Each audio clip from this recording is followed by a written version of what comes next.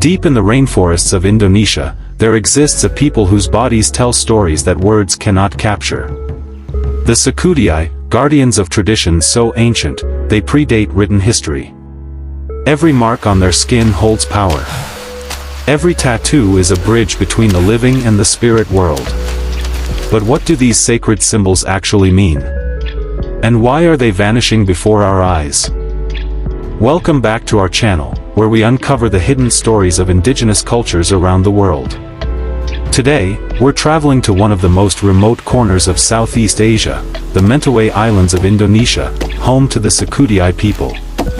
For thousands of years, they've carried their history, beliefs, and identity not in books, but on their bodies.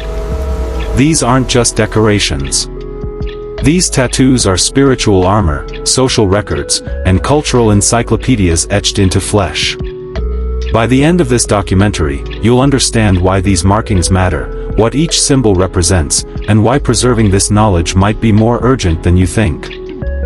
But here's something that will surprise you later in this video: the Sakuddei don't just tattoo for beauty or tradition.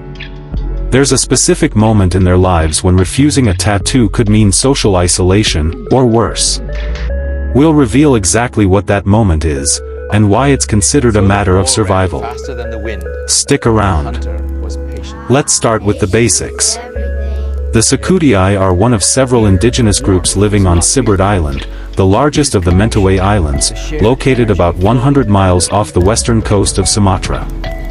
While the term Mentawai often refers to the broader ethnic group, the Sakuddei maintain particularly strong connections to ancestral practices. Their language, customs, and worldview have remained largely intact despite centuries of external pressures. The Sakuddei live in clan-based communities called guma, traditional longhouses that can shelter extended families. Their economy is based on sago palm cultivation, hunting, and gathering forest resources. But what truly sets them apart is their spiritual relationship with the natural world. They believe everything has a soul: trees, rivers, animals, even tools. To understand Sakuddei tattoos, you first need to understand their spiritual beliefs.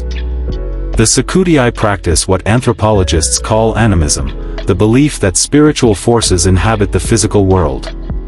They recognize countless spirits, but none more important than the simajir, or soul. According to Sakuddei belief, humans actually possess multiple souls, each governing different aspects of life and consciousness. When someone becomes ill, it's often interpreted as soul loss. One of your souls has wandered away or been stolen by malevolent spirits. This is where shamans, called Sakuddei, come in. These spiritual specialists perform healing rituals, communicate with the spirit world, and guide community ceremonies. And here's the connection: tattoos are believed to strengthen the bond between body and soul, making it harder for spirits to cause harm or for souls to become lost. Have you ever heard of cultures where tattoos serve spiritual protection? Drop a comment below. Now, before we dive into what these symbols mean, let me tell you something that might make you wince. The traditional Sakuddei tattooing method involves no modern equipment, no electric needles, no numbing agents, and definitely no sterile packaging. Just a sharp piece of bamboo or a metal needle, natural dyes made from sugarcane soot mixed with water, and remarkable endurance. The process is painstaking. The tattoo artist, often a respected elder or specialist, taps the needle into the skin using a wooden mallet, puncturing the dermis thousands of times to create each design. A single session can last hours, and completing a full body suit of tattoos may take years, done in stages throughout a person's life. The pain is intense, but that's partly the point. Enduring the pain demonstrates courage, commitment to tradition, and spiritual readiness. The ink itself is considered sacred. Some recipes are family secrets passed down through generations. The soot from specific plants is believed to carry protective properties, and the act of embedding this substance into skin is thought to literally bind spiritual power to the body. So what do these tattoos actually mean? Let's break down the symbolism, starting with the most common patterns. Number 1. Geometric bands and lines. The most fundamental Sakuddei tattoos are horizontal bands that wrap around arms, legs, and torsos. These aren't random. Each band often represents a completed life stage or ritual. Think of them as visual chapters in a person's biography. The number of bands can indicate age, social status, and ritual participation. Vertical lines, on the other hand, may represent family lineage or clan affiliation. Number 2. Animal motifs. The Sakuddei forest is full of powerful creatures, and many appear in tattoo form. Monkeys symbolize agility and forest wisdom. Deer represent grace and connection to the hunt. Birds, especially hornbills, are seen as messengers between worlds. Their images are believed to help carry prayers to the spirit realm. Each animal tattoo isn't just decorative, it's an invocation of that creature's spiritual qualities. Number 3. Plant symbols. Sago palms, the staple food source, appear in stylized forms representing sustenance and community stability. Certain medicinal plants are also depicted, serving as permanent reminders of healing knowledge and the reciprocal relationship between humans and forest. Here's where things get deeply personal. Sakuddei tattoos function as a social identification system. You can often tell someone's role in the community just by looking at their tattoos. For men, tattoos typically begin in adolescence and accelerate after significant achievements, completing a successful hunt, participating in tribal ceremonies, or demonstrating mastery of traditional skills. Chest and shoulder tattoos on men often denote warrior qualities and protective responsibilities. These aren't battle warriors in the conventional sense, but guardians of family and tradition. For women, tattooing often coincides with milestones in domestic and spiritual life. Hand and arm tattoos may indicate skill in weaving, sago processing, or other essential tasks. Certain designs are reserved exclusively for women who have become mothers, marking their transition into a new phase of social responsibility. But there's a crucial detail many outsiders miss: these tattoos aren't optional fashion statements. In traditional Sakuddei society, being untattooed as an adult could mark you as immature, unreliable, or spiritually vulnerable. The tattoos literally integrate you into the social fabric. Without them, you might struggle to find marriage partners, participate fully in ceremonies, or be taken seriously by elders. Remember that surprise I mentioned at the beginning? Here it is. Among the Sakuddei, there's a specific rite of passage called the etched, a coming-of-age ceremony where young people receive their first major tattoos. This isn't just a celebration, it's a spiritual transformation. During etched, which can last several days, the young person undergoes tattooing while surrounded by family, spiritual leaders, and community witnesses.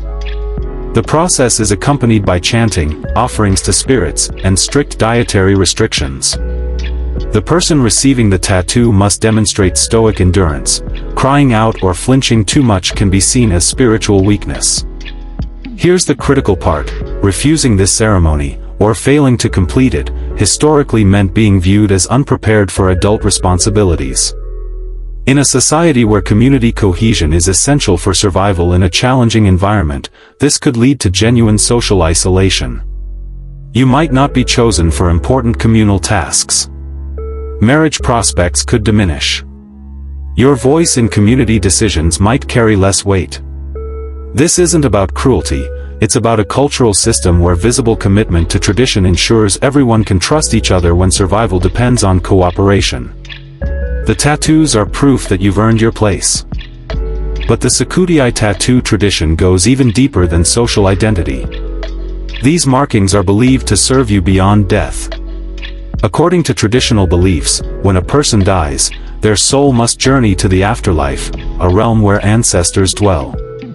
This journey isn't automatic or easy. The soul must prove its worthiness and identity. Tattoos serve as spiritual credentials. They demonstrate to ancestral spirits that you lived a proper life, fulfilled your obligations, and maintained connection to tradition. Without tattoos, the belief goes, your soul might become lost, unable to reach the ancestors, condemned to wander as a restless spirit. In this worldview, being untattooed doesn't just affect your earthly life, it potentially impacts your eternal fate. Additionally, specific tattoo designs are thought to offer protection against malevolent spirits during life. Certain geometric patterns function like spiritual shields, deflecting harmful forces. Others attract benevolent spirits who can offer guidance. The body becomes a map of supernatural alliances and defenses.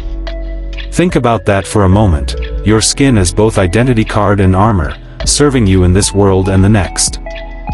Now here's what makes this urgent. The Sakuddei tattoo tradition is dying. And it's happening fast.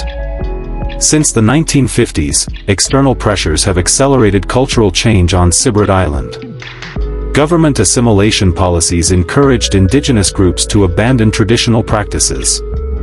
Missionary activities introduced new religious frameworks that often conflicted with animist beliefs. Economic development brought logging companies, tourism, and modern commerce to formerly isolated areas. Younger generations increasingly moved to larger towns for education and employment opportunities. Modern healthcare replaces traditional healing.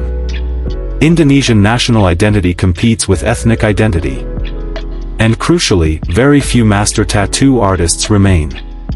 The knowledge of traditional techniques, ink recipes, and symbolic meanings resides in the memories of elders, and when they pass, irreplaceable information disappears with them.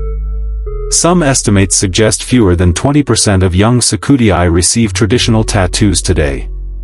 Many who do get tattooed choose partial designs or modified symbols that blend tradition with contemporary aesthetics. The deep spiritual context is fading. This isn't just about losing art.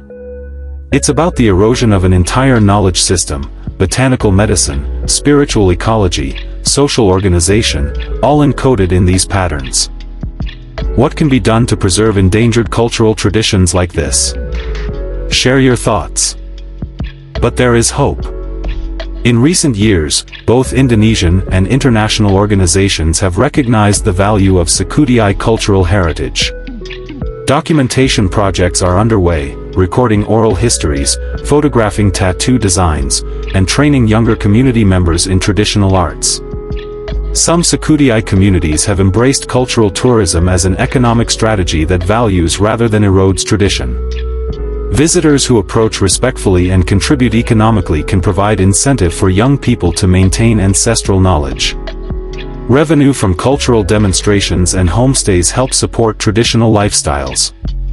Educational initiatives now teach young Sakuddei about their heritage in formal settings, complementing the informal knowledge transmission that's traditionally occurred within families. Some innovative programs pair elders with youth in mentorship relationships specifically focused on preserving tattooing knowledge. Additionally, museums and research institutions are creating digital archives of tattoo designs and their meanings, ensuring the information survives even if the practice diminishes. While this can't replace living tradition, it creates a knowledge reservoir for potential future revival. There's also growing recognition among young Sakuddei themselves that their heritage has unique value in an increasingly homogenized world. A cultural renaissance, however small, is beginning. So what have we learned? The Sakuddei's ancient tattoos are far more than body art. They're spiritual technology, social contracts, historical records, and bridges to the afterlife, all rolled into one living tradition. Each line carries meaning that reaches back thousands of years. Each symbol connects the wearer to ancestors, community, and the natural world. These tattoos remind us that human cultures have developed remarkably diverse ways of expressing identity, belief, and belonging. They challenge our modern assumptions about what bodies mean and how traditions function. And their current vulnerability reminds us that cultural diversity, like biological diversity, requires active protection. The Sakuddei have guarded their knowledge through countless generations. Whether they can continue doing so in the face of modern pressures remains an open question. But one thing is certain, every time we take the time to understand and appreciate traditions like these, we participate in their preservation. Knowledge shared is knowledge that survives. If this documentary opened your eyes to a culture you'd never encountered, hit that subscribe button and ring the bell so you don't miss our next deep dive into indigenous wisdom.